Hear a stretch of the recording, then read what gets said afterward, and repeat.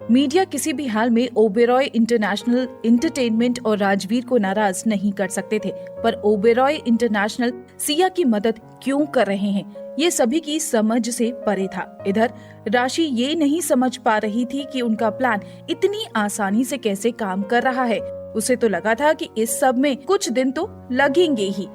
राशि, सिया एक बात बताओ, क्या कोई कंपनी तुम्हारी मदद कर रही है?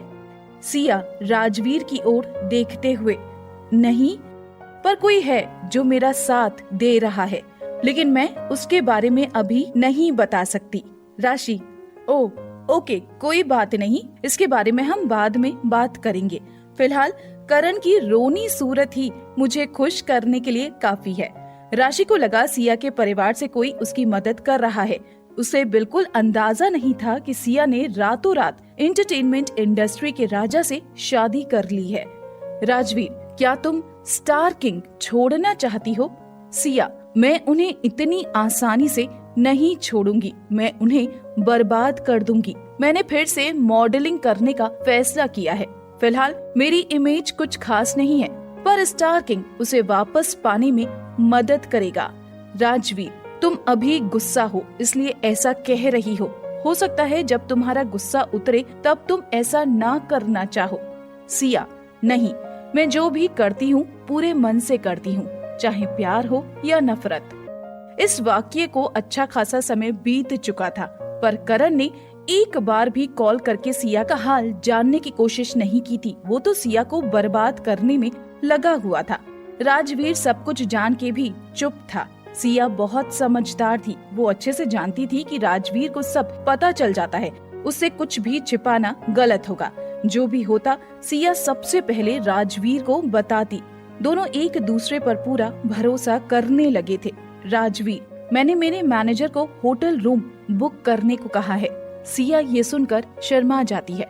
सिया, जैसा आप ठीक समझे। दोनों डिनर के बाद प्रेसिडेंशियल सूट में पहुँचे। उस कमरे को पूरी तरह से न्यूली वेड्स के लिए सजाया गया था। सिया उसे देखकर खुश हो गई।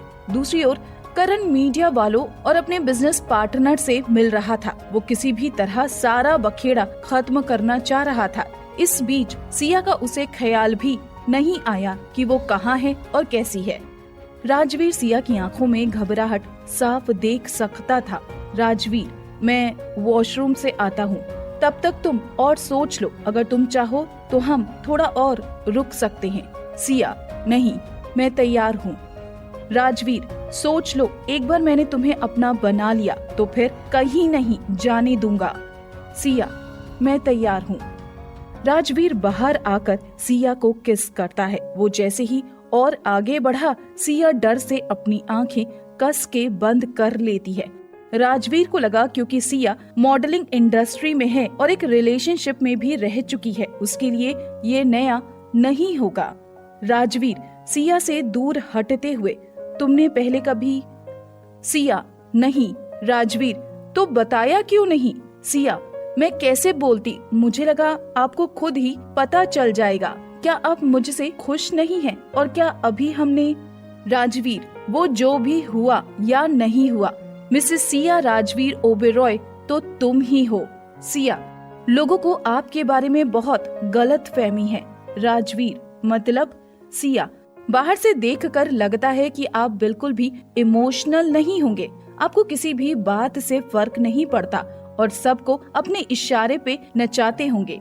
राजवीर, मैं दुनिया के लिए ऐसा ही हूँ, दुनिया में बहुत कम चीजों से मुझे फर्क पड़ता है, पर तुम अलग हो, तुम मेरी पत्नी हो, मुझे तुम पर पूरा भरोसा है, पर मेरा भरोसा कभी भी मत तोड़ना। आज उनके दिल एक हो चुके थे। सुबह रूम की खिड़की से आती सूरज की तेज रोशनी से सिया की नींद खुली, मगर अपने बाजू की जगह खाली देखकर उसे लगा शायद राजवीर जा चुका है। वो उठकर बाहर आई तो देखा राजवीर ऑफिस की फाइल्स लिए कुछ कर रहा है। राजवीर, गुड मॉर्निंग, मैंने बाथरूम में तुम्हारे लिए कपड़े रखे हैं, तैयार हो जाओ, फिर हम निकलते हैं। सिया, ओके। तभी सिया का फोन बजा, करण का कॉल था। सिया राजवीर की ओर देखती है। राजवीर, क्या तुम चाहती हो ये कॉल मैं उठाऊं? सिया, नहीं, आप कॉल मत लो, इसके लिए अभी समय नहीं आया। सिया वहीं खड़ी होकर कॉल लेती है और करण से बात करने लगती है। करण, सिया, इस वक्त कहाँ हो तुम? सिया, मैं शहर से बाहर हूँ, मीडिया रिपोर्टर कहीं मुझे ढूंढ न ले इसलिए यहाँ आ गई थी। करण, तो तुम्हें नहीं पता मीडिया में क्या चल रहा है? सिया, क्या हो रहा है? करण, तुम्हारी मैनेजर की मेहरबानी से स्टार किंग बर्बाद होने की कगार पर आ गया है और तुम कह रही हो तुम्हें कुछ भी नहीं पता। वाह, बहुत खूब। सिया, मुझे सच में नहीं पता कि क्या हुआ है। ये जगह शहर से बाहर है इसलिए यहाँ मुझे कोई खबर पता नहीं लगती। करण, तुम पहले ऑफिस आओ, हम यहीं बैठकर बात करते हैं। मैंने आज तुम्हारे लिए एक प्रेस कॉन्फ्रेंस रखी है। कंपनी को बचाने में अब सिर्फ तुम मेरी मदद कर सकती हो। इस वक्त मुझे बस तुम्हारा ही आसरा है।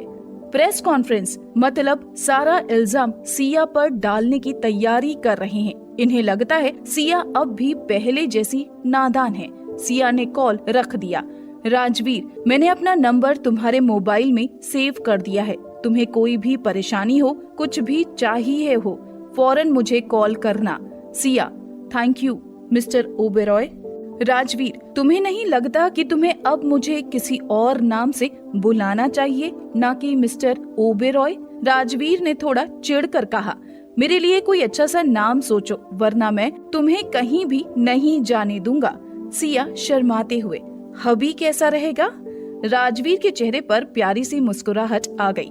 वैसे ऐसी हंसी राजवीर के चेहरे पर मुश्किल से ही देखने को मिलती है। राजवीर, तैयार हो जाओ, मैं तुम्हें ऑफिस छोड़ देता हूँ। सिया, ठीक है। 40 मिनट में राजवीर ने सिया को स्टार किंग बिल्डिंग के पास पहुँचा दिया। राजवीर एंटरटेनमेंट इंडस्ट्री का बेताज बादशाह था और इसीलिए वो यहाँ के सारे राज जानता था। अब वो देखना चाहता था कि सिया कैसे बदला लेती है और कैसे अपनी सुपर मॉडल की जगह वापस पाती है। सिया अच्छी तरह जानती थी कि वो क्या कर रही है, बस उसे बहुत चालाकी से काम करने की जरूरत है। सिया पीछे के दरवाजे से बिल्डिंग के अंदर आई। उसे देखते ही ऑफिस में बातें होने लगी।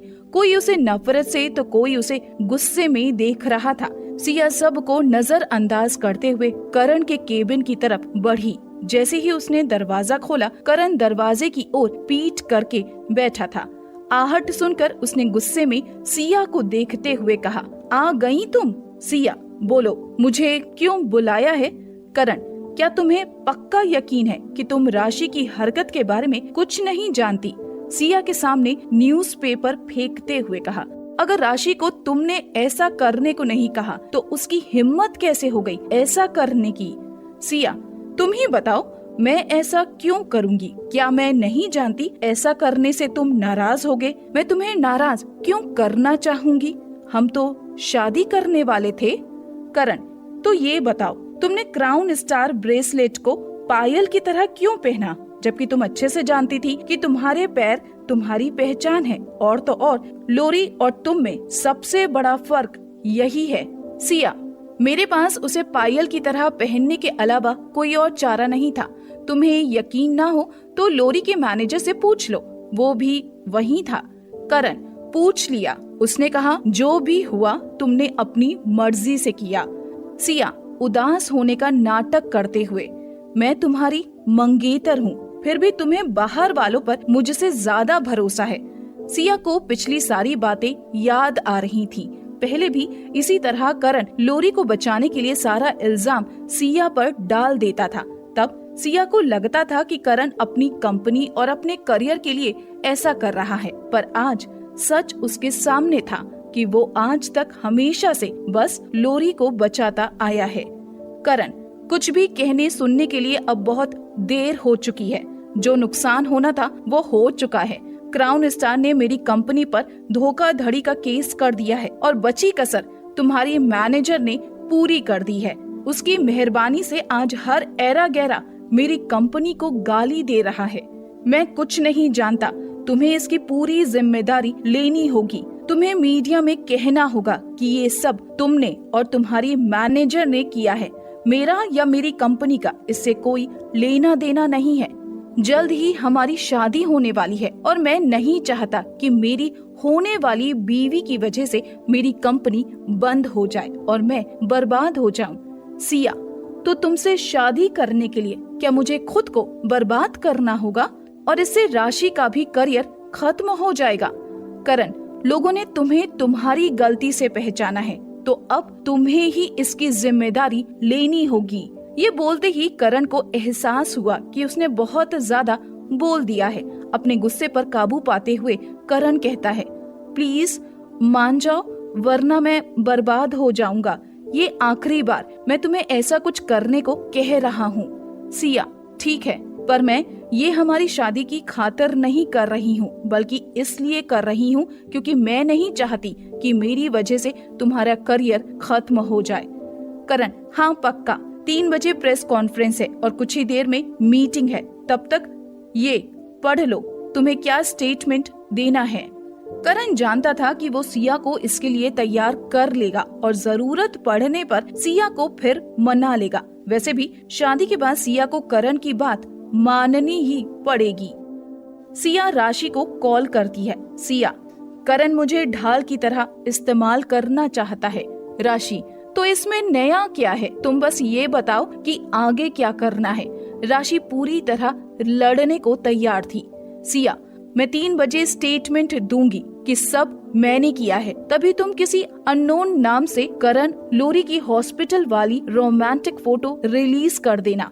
राशि, ठीक है, मैंने तो हेडलाइन भी सोच रखी है, धोखेबाज करण और लोरी। ये सुनकर सिया हंस दी। सिया, सॉरी राशि, तुम्हें इस सब में घसीटने के लिए। राशि, मैं तुम्हें तुम्हारी सुपर मॉडल की जगह दिला कर रहूंगी। 12 बजे किंग में मीटिंग के पहले करण सिया को वहीं पास के एक रेस्टोरेंट में लंच के लिए लेकर गया। वैसे करण को सिया के साथ यूं वक्त बिताए जमाना हो गया था।